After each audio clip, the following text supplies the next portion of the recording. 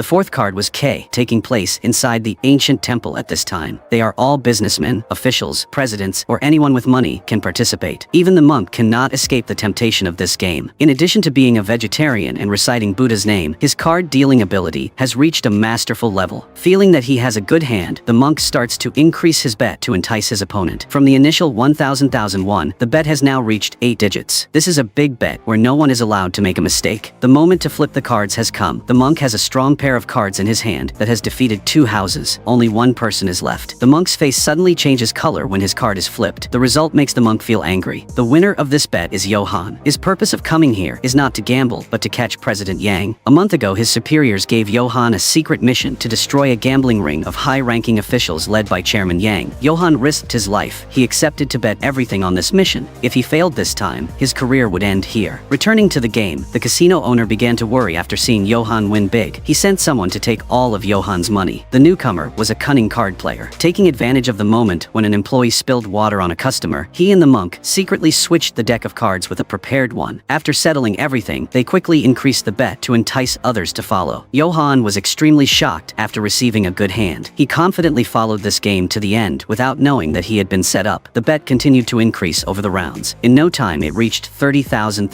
double the previous bet. The beautiful female guest confidently played big by betting up to 77,000, making the men admire her. Not willing to lose to a woman, so Johann decided to go big and bet all his money. Just waiting for that, the sinister subordinate also bet all. The battle at this point was just a confrontation between the two of them when the monk and the other guests had all given up. Although Johann had a strong pair of 9s, the subordinate turned over a pair of 10s and won all the money in this game, leaving Johann with no money. Angry after losing, Johann immediately used his land book as collateral to prolong the waiting time for the police team to arrive. Although it was a secret mission, the information was leaked to many people. One of them was the girl at the betting table. Finding him very interesting, she offered to take Johann with her to escape from the temple, but was refused. When he returned to the casino, President Yang was gone. So the target he had spent so much effort following had run away. Too disappointed, Johann decided to expose the gambling scam of the shop before the police rushed in and arrested everyone. Today is the anniversary of his father's death, so Johann returns home from work to prepare for the ceremony. His superior also comes home to burn incense for colleague. At the same time, he gives Johann a new, more dangerous mission. This time, Johann must go to prison to find the tape that Li Guang hid. He was the one who led Chairman Yang to gamble, but was abandoned in prison. Therefore, all of his personal information will be classified as top secret by the department. Today is the day of the annual meeting of the chief prosecutors. After eating, Chief Muck happily goes home, but discovers that someone is following him. He took advantage of the blind spot to quickly hide and wait for the enemy. Just as the stalker passed by, he used force to control the masked man, but the man pulled out a weapon and slashed him before escaping. At the same time, on the familiar road, Johann was kidnapped by a group of men in black. When Johann woke up, he found himself in a dental clinic. Johann's hands and feet were tied to a chair. The casino owner was angry that his business was destroyed. Therefore, he sent someone to kidnap Johann. If Johann did not pay compensation for the damage, he would send someone to search Johann's grandmother's house to find the land certificate. Johann was furious that he dared to use grandmother as a threat. Johann tried to endure the torture and then brought his wounded body to the director's house to stay. At first glance, the director recognized what Johann had just gone through. He was amazed at Johann's courage. The director also said that Johann was very much like his father. Both father and son had a strong belief in justice. The director gave Johann some advice. The so-called belief will lead them on the right path, but over time, it will also lead them to danger. Therefore, he wants Johann to make the right decision before doing anything. Because of the dangerous nature of the upcoming mission, the director wants Johann to withdraw to ensure safety, but Chief Muck does not want that. He tries his best to convince Johann to go to prison to work as an undercover agent to find important evidence. But the director does not agree. He is concerned about the mysterious disappearance of a few colleagues after yesterday's party. Although Chief Muck was also attacked, he pretended not to know about it. After talking, each person separated to avoid being followed. Johann happily returned home when he suddenly received news that the director had died. Standing in front of the portrait of his late boss, Johann was stunned and could not believe his eyes. They were just talking this morning, but now Johann can no longer see the director. Chief Muck coldly brings Johann a report on the case. He points out that the director and those who work with them all received a phone number before the bad thing happened. The owner of the phone number is Prosecutor Yoon of the Tax Investigation Team number 2. He is the one who is related to Chairman Yang, and he is also the one who used the most evil tricks to force others to do what he wants. Now the only way for everyone to survive is the document that Li Guang hid. With all his courage, Johann decides to go to jail to find evidence of Li Guang's crime. To be arrested, Johann is forced to take the blame for his friend when this also appears at the casino. Chief Mock also erased Johan's personal file from the confidential data. Johan is ready to go to jail. Waiting for him here were not only the cruel thugs, but also those who had been imprisoned by him when he had broken up the gambling ring. After a thorough physical examination, Johan was assigned by the prison guards to a room reserved for the most cruel gangsters. These were notorious gangsters. They warmly welcomed Johan with a brutal beating. Johan was lying on the floor after being beaten. At that, Captain Sun O came to inspect the room. He was the most powerful person in this prison thanks to his genius mind. This prison was actually run as a disguised casino. The prison guards bet on the prisoner's ability to win the game. There are 3 competition levels at this Songju prison. Rank 3 is the lowest in the locker room, where cigarettes are used as chips. If you play well there, the warden will take you to the staff lounge. From rank 2 onwards, it's a money game. Sometimes the warden will bet on the prisoners or sponsor good players and take a percentage of the profit. If you stand out in rank 2, you will move up to rank 1 and join the prison captain's Sun O. He is a genius in the gambling world. While wandering in the training yard, Johan was suddenly taken away by the warden. He took Johan to a warehouse and locked the door. Unexpectedly, what awaited Johan were the gamblers he had imprisoned. Johan was surrounded and had no way out. Johan panicked and immediately approached the pot of boiling water to defend himself. They were following the boss's orders to collect debts. The thugs wanted Johan to compensate for causing the casino to shut down. Next was compensation for the subordinates when they couldn't work in prison. And finally, compensation for making them lose face at work. All of that added up to 1,000 won per week. If Johan didn't pay, they would forcefully take his grandmother's supermarket ownership papers. Johan felt that his grandmother would be in danger, so he risked his life to go to the underlings. But because there were too many of them, Johan and them were brutally beaten. Everything only stopped when the prison guard came to take Johan away. Returning to his room with a broken spirit, Johan worried about how to earn money to pay off the debt. Only then would they not touch his family. At night, during bath time, Johan was taken by his underlings to meet the boss of the cell block where he was staying. The boss offered to teach Johan how to earn 1,000 won. In return, Johan had to achieve the highest rank in this prison to have the opportunity to be close to Sun O. Meanwhile, outside, Johan's grandmother was being chased by a car. Luckily, Johan's grandmother was saved by the girl at the casino. The girl was very curious why a judicial intern with high scores like Johan was arrested. Why did Johan take the red book of an expensive land just to pawn a few coins to gamble? The girl not only saved Johan's grandmother from danger, but also helped Johan's grandmother talk to Johan in prison. Johan's grandmother choked up with tears when she learned that her grandson was safe. They had only talked for a few sentences before hanging up. The girl advised Johan to earn money to pay off the debt to the gangster so that his grandmother could live in peace. In the evening, Johan confidently relied on the help of the boss to go gambling. The money was converted into 4 packs of cigarettes worth 20,000